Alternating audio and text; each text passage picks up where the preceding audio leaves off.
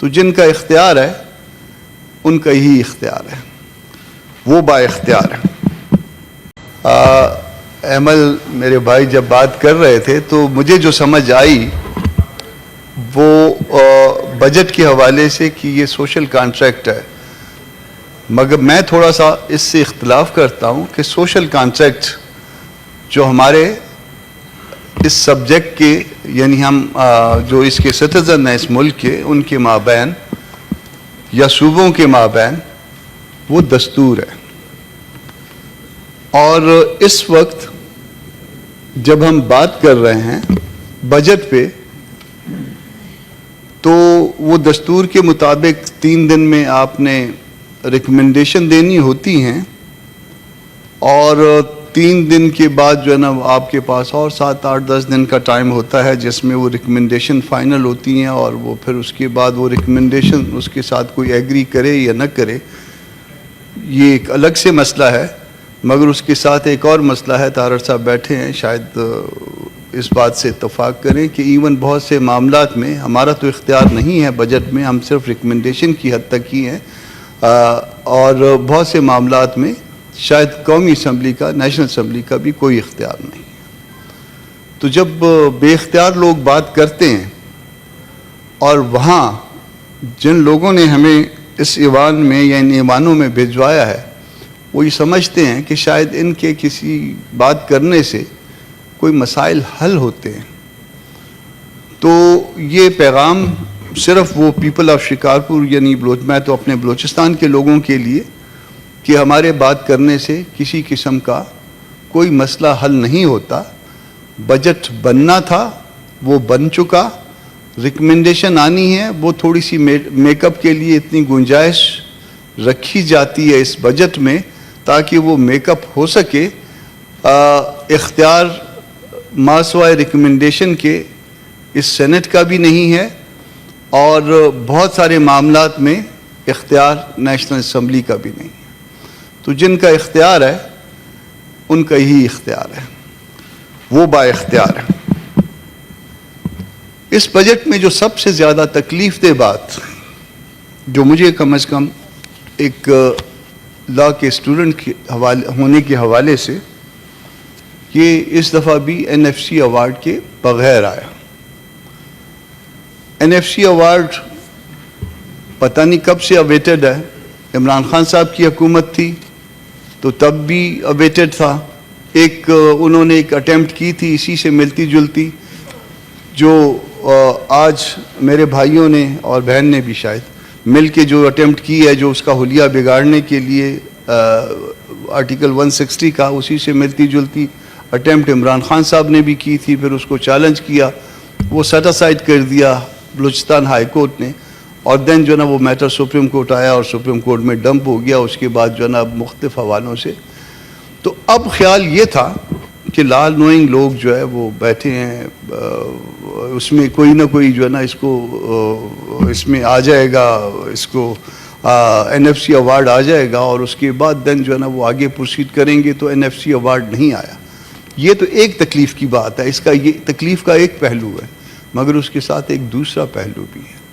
وہ دوسرا پہلو یہ ہے کہ آرٹیکل 160 کے بالکل مخاصمت میں آپ لوگوں نے یہ ڈیسائیڈ کیا کہ آپ وفاق کو فنڈ دیں گے اپنے ترقیاتی بجٹس کو کٹ لگاتے ہوئے، یعنی صوبے جو ہے نا اپنے ڈیولپمنٹ فنڈ کو کم کرتے ہوئے اس کے بعد وفاق کو دیں گے۔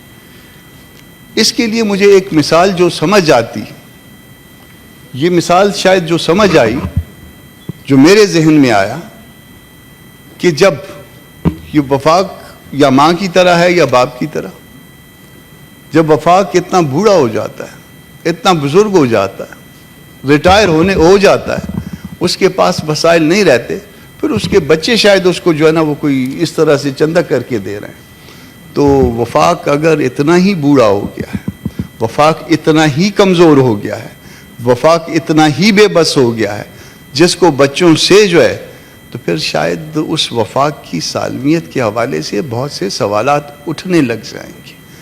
یہ سوالات اس کو لیجیٹیمائز نہ کریے، اس کو لیگل کوئی اس کو پہلو نہ بنائیے کہ صوبے بھی وفاق کو دے سکتے ہیں. اس کو ایسے معنی نہ پہنائیے کہ دستور میں تو ایک بات لکھی ہے, 28ویں امینڈمنٹ شاید اسی حوالے سے کچھ رک گئی ہے یا رک جائے گی, مگر اس طرح سے جو کچھ ہم نے اس سے بھی زیادہ, اس سے بھی آگے بڑھ کے دستور کی ایک پروویژن کی موجودگی میں اس پروویژن کا مذاق اڑایا, میرا خیال ہے یہ اس سے بھی خطرناک بات ہے کہ دستور میں کچھ اور لکھا ہو اور آپ کچھ اور کر رہے ہوں اور پھر آپ اس کو معنی کوئی اور پہنا رہے ہوں. میں نہیں کہتا کہ یہ لوگوں کو بیوقوف بنانے کے لیے ہے, مگر اگر لوگوں کو بیوقوف بنانے کے لیے نہیں ہے تو کم از کم ہم اپنے آپ کو اس میں بیوقوف نہ بنائیں. ہم کو اپنے آپ کو پتہ ہونا چاہیے کہ دستور میں کیا لکھا ہے, کیسا ہونا چاہیے, کیسا نہیں ہونا چاہیے. تو یہ بجٹ کم از کم اس دستوری تقاضے کے بغیر ہے کہ NFC ایوارڈ نہیں دیا گیا. یہ بجٹ اس تقاضے کے اس تقاضے کی مخاصمت میں ہے, اس کی وائلیشن میں ہے کہ دستور میں کچھ اور لکھا اور ہم نے اس کے ساتھ کیا کچھ اور. اور یہ کس وقت کیا؟ اس وقت کیا جب صوبوں میں حالات خراب ہیں, صوبے آپ کے نو گو ایریاز بن گئے ہیں.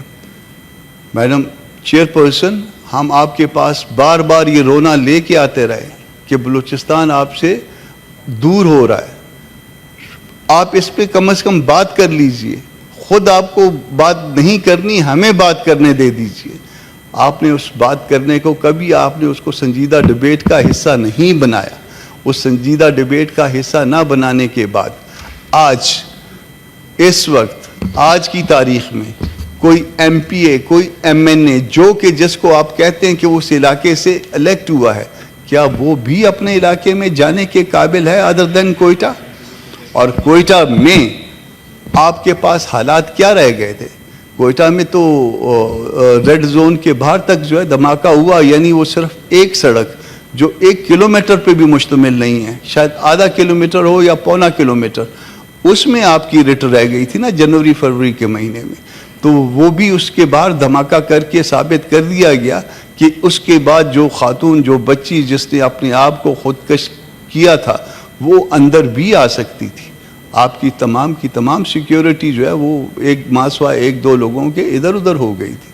تو آپ اپنے صوبوں کو مزید ناراض کر رہے ہیں اس طرح سے کہ آپ ان سے وسائل لے رہے ہیں, اور جب وسائل بھی لے لیے جائیں گے تو اس کے بعد اس کا نتیجہ کیا نکلے گا؟ آپ چلیں, بلوچستان تو جو ہے نا وہ پہلے دن سے 1948 سے شاید جو ہے ہم پہ الزام ہے غداری کا, اکثر لوگوں پہ لگتا رہا ہے اس میں, مگر آپ کے آزاد کشمیر میں تو کسی پہ یہ اس طرح کا الزام پہلے کبھی نہیں لگا. آزاد کشمیر میں آپ کل تک رات تک کیا کر رہے تھے؟ آپ نے وہاں پہ کتنا خون بہا دیا ہے؟ کیا آپ کے بچے اگر آپ کی مرضی کے مطابق نہ چلے تو کیا ان کا خون بہانا جائز ہو جاتا ہے؟ یہ کام آپ نے بلوچستان میں کیا, یہ کام آپ نے خیبر پختونخوا میں کیا, یہ کام آپ نے آزاد کشمیر میں بھی کر دیا.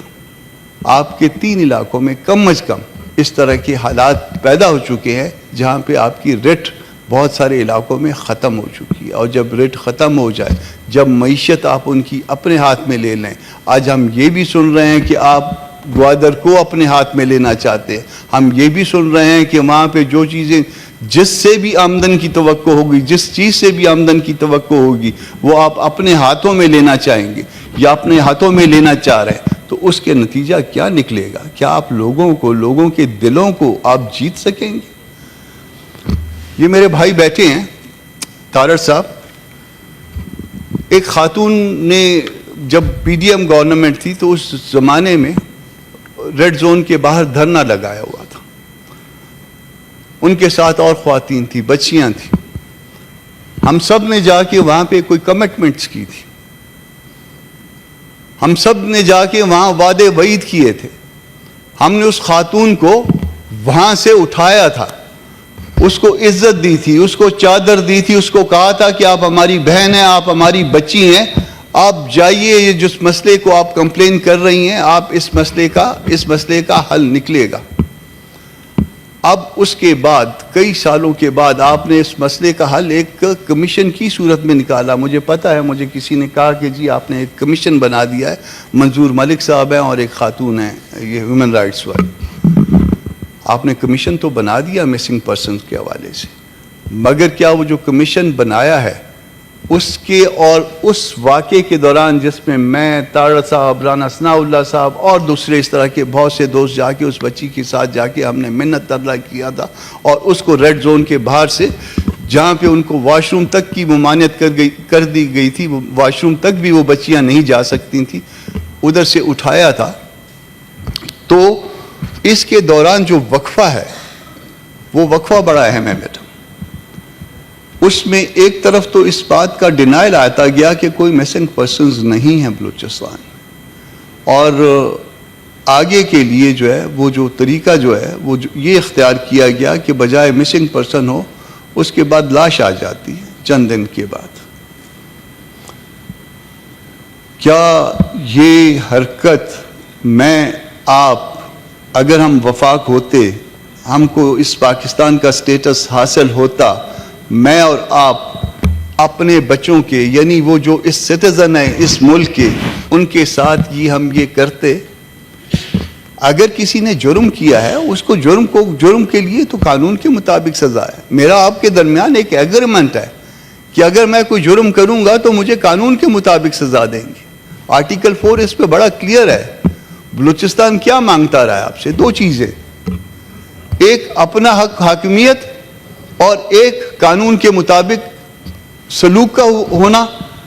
کیا آپ نے کبھی آج تک ان 79 سالوں میں کبھی آج تک, یہ میں اس حکومت کو الزام نہیں دوں گا, 78 79 80 سالوں کا پوری تاریخ اٹھا لیجئے, کبھی بلوچستان کو حق حاکمیت ملا؟ ایک بات. اور کبھی ان کے ساتھ قانون کے مطابق, یہ نہیں کہ ان کا کوئی اپنا قانون تھا, وہ قانون جو ریاست کا قانون تھا اس کے مطابق ان کے ساتھ ڈیل کیا؟ آنسر آپ سب کو پتا ہے, آنسر مجھے بھی پتا ہے, آنسر جو ہے نا باہر کے لوگوں کو بھی پتا ہے. تو جب یہ آنسر ہم سب کو پتا ہے تو پھر اس کا مطلب یہ ہے کہ کیا ہم جان بوجھ کے اس ملک کو توڑ رہے ہیں؟ خدا نخواستہ کیا ہم اس ملک کے وفادار نہیں ہیں؟ یہ کون سا طریقہ کار ہے؟ احمد صاحب چلے گئے, احمد صاحب کے اپنا دادا تھے شاید, دادا کہا کرتے تھے کہ پاکستان جو ہے وہ ایسی ریاست ہے جیسے کوئی خسروں کے گھر میں کوئی بچہ پیدا ہو جائے اور وہ خسرا اس کو چوم چوم کے مار دے, کہ یہ ایکسپیکٹڈ نہیں تھا, یہ آ گیا, اب اس کے بعد جو ہے نا اس کو میں چوم چوم کے مار دوں گا. ہم اس ریاست کو چوم چوم کے مار رہے ہیں میڈم, چیئرپرسن, اور اس چوم چوم کے مارنے میں اب یہ پتہ نہیں ہے کہ کتنا ٹائم اور لگے گا. یہ بہت زیادہ چومنا جو ہے اس بچے کا سانس بند کر رہا ہے. آپ اس ملک میں غربت کا لیول, بڑی تعریف کی جاتی ہے کہ بہت اچھا بجٹ پیش کیا, شاید یہ 2 سالوں کی نسبت کچھ بہتر کہہ سکتے ہیں اس کو, مگر کیا اس بجٹ سے پہلے غربت کا تناسب ہر 5 آدمی سے, پاکستان کی بات کر رہا ہوں, بلوچستان کی بعد میں کروں گا, بلوچستان کی جب بات کروں گا پھر آپ کے کان کھڑے ہو جائیں گے, پہلے 5 میں سے 1 غریب تھا. ہم اگر 5 لوگ بیٹھے ہیں تو اس میں 1 غریب تھا. یہ پاکستان میں غربت کا ریشو تھا.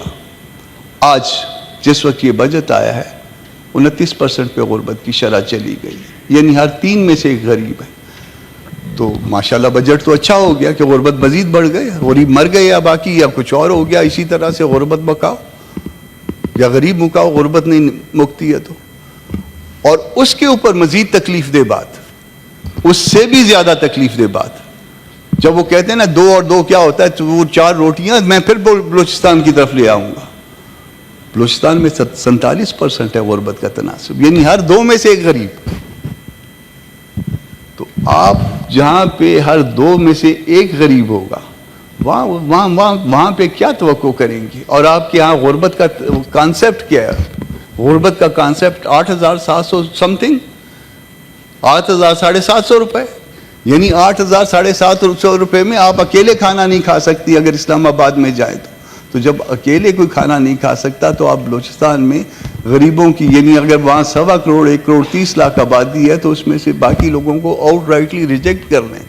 وہ بیچارے شاید انسانوں کی کیٹیگری میں بھی فال نہیں کر رہے ہوں گے, اور جو کچھ انسانوں کی کیٹیگری میں فال نہیں کرتا ان سے آپ یہ ایکسپیکٹ نہ کریے کہ وہ ایک جو ہے نا وہ ماڈرن ریاست کے اس کے اندر جو ہے نا وہ آئیں گے.